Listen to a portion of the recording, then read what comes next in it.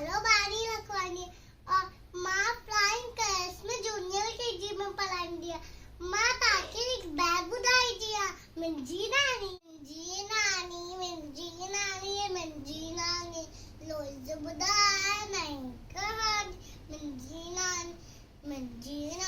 खर्जी लानी मिंजी नानी लोज बुदाय नहीं कहत मिंजी नानी